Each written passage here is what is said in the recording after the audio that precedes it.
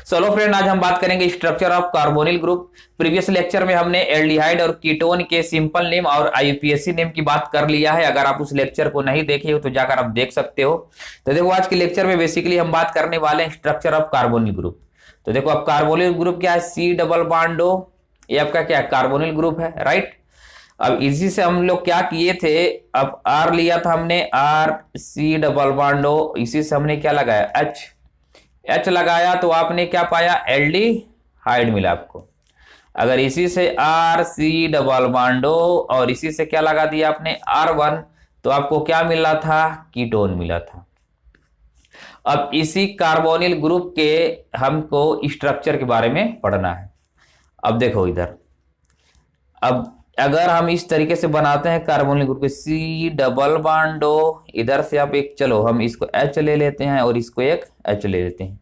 इस कंपाउंड का नाम क्या है? फॉर्मेल्डिहाइड। देखो HCHO, इसको क्या बोला जाता है? फॉर्मेल्डिहाइड। ये एल्डिहाइड फैमिली का सबसे छोटा सा बच्चा, ये फर्स्ट एलिमेंट है इसका, एल्डिहाइड ग्रुप का। चलो अच्छा, देखो इस कार्बन की अगर हम हाइब्रिडेशन की बात करें, हाइब्रिडाइजेशन की, तो देखो क्या होगा? sp2 होगा। क्यों? क्योंकि सिग्मा बॉन्ड इसके पास कितने हैं? 3 सिग्मा बॉन्ड, 3 सिग्मा बॉन्ड। देख लो कैसे, एक इधर है, एक सिग्मा बॉन्ड ए है और एक सिग्मा बॉन्ड ए है। तो हम लोगों ने देखा इसके पास टोटल कितने बॉन्ड हैं सिग्मा वाले? 3 सिग्मा। अगर 3 सिग्मा बॉन्ड होते हैं तो हाइब्रिडेशन क्या होता है? sp2। अगर देखो sp3 जब होता है तो उस समय सिग्मा बॉन्ड कितने होते हैं? 4। और sp2 वाले केस में कितने सिग्मा बॉन्ड होते हैं? 3 सिग्मा। sp वाले में कितने होते हैं? 2 सिग्मा। तो ये रहा कुछ बेसिक सी बात। अब हम देखो क्या करते हैं, इसके स्ट्रक्चर को देखते हैं। देखो अब इसका स्ट्रक्चर बनाते हैं। देखो सी डबल बॉन्ड ओ, इधर हमने लिया H, इधर भी लिया H।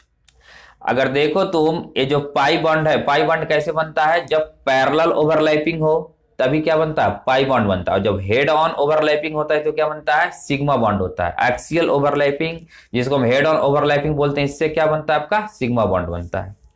तो इस देखो, इसको हम ऐसे दिखा सकते हैं कि जो अब अगर ये sp2 हाइब्रिडाइज होगा तो इसको आप इस तरीके से एक हम प्लेन ले लेते हैं।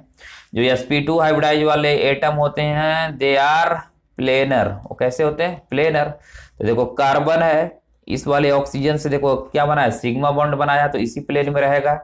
इसे आपका एक H लगा है और H लगा है, ये तीनों एटम किस में रहेंगे? इस सेम प्लेन में रहेंगे। और देखो इनके जो p ऑर्बिटल है वो देखो प्लेन से कहां पे रहेंगे? नीचे और ऊपर। यही लोग क्या किए हैं? ओवरलैप करके कौन सा बॉन्ड बनाए हैं? Pi bond. जब हेड से हेड लड़ जाता है तो कौन सा बॉन्ड? सिग्मा। अब पैरेलल ओवरलैपिंग पे कौन सा बॉन्ड बनता है? Pi bond. तो देखो अगर इनके बीच के अगर हम बॉन्ड एंगल की बात करेंगे तो कितने होंगे? 120 होगा, राइट। देखो इस तरीके से इसका जो हाइब्रिडाइजेशन होता है sp2 होता है, और sp2 वाले हाइब्रिडाइज कार्बन के बीच का जो बॉन्ड एंगल होता है 120 डिग्री होता है। तो देखो इसके स्ट्रक्चर को हम देख लेते हैं। देखो ये आपका क्या है? कार्बन मॉलिक्यूल है, राइट। ये सिग्मा बॉन्ड बना है, ऑक्सीजन है, और ऑक्सीजन के पास देखो तुम्हारे क्या है? Lone pair. वो भी कितने? 2 लोन पेयर है, राइट। अब ये वाला बॉन्ड आपको देखो, एज बॉन्ड, ये ऑक्सीजन का p ऑर्बिटल, ऑक्सीजन का p ऑर्बिटल, ये दोनों मिलकर कौन सा बॉन्ड बनाते हैं? पाई बॉन्ड बनाते हैं। देखो इधर स्ट्रक्चर करके दिखाया गया, पाई बॉन्ड बनाते हैं। और इस कार्बन का हाइब्रिडेशन अभी तक हमने देख भी लिया है, वो हाइब्रिडेशन क्या है? sp2 है। और इनके बीच का जो बॉन्ड एंगल है वो कितना होगा? 120 डिग्री होता है, राइट। और ऑक्सीजन के पास देखो क्या है? Lone pair. ऑक्सीजन के पास लोन पेयर हैं, वो भी कितने पेयर? 2। और ये क्या है? ये अनशेयर्ड है।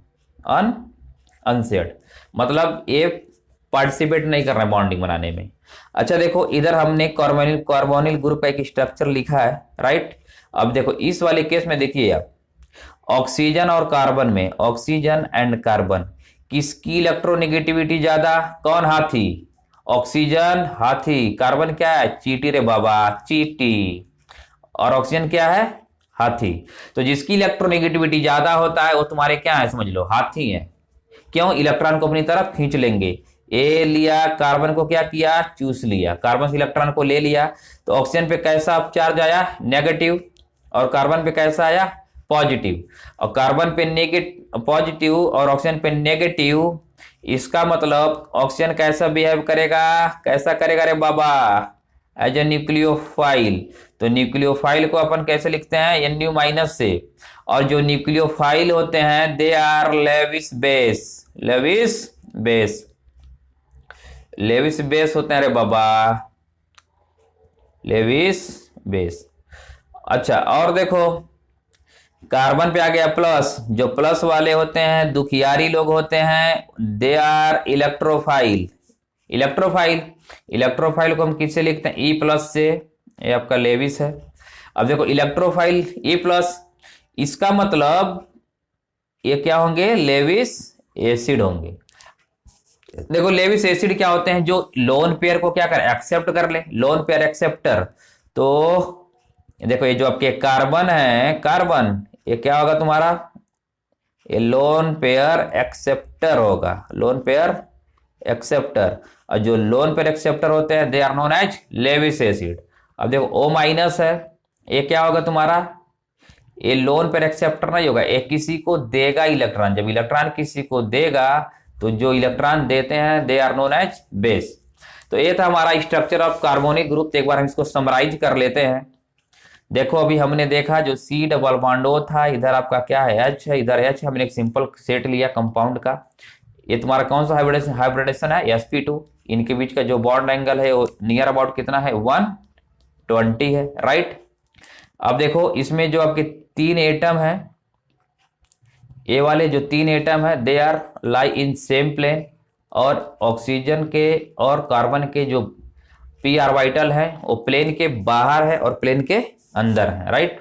तो आशा करते हैं लेक्चर आपको समझ में आया होगा। अगर आपको लेक्चर समझ में आया हो तो वीडियो को लाइक कर दो, शेयर कर दो और चैनल को सब्सक्राइब कर दो। तो नेक्स्ट लेक्चर में मिलते हैं इसके प्रिपरेशन पार्ट को लेकर। तब तक के लिए बाय बाय।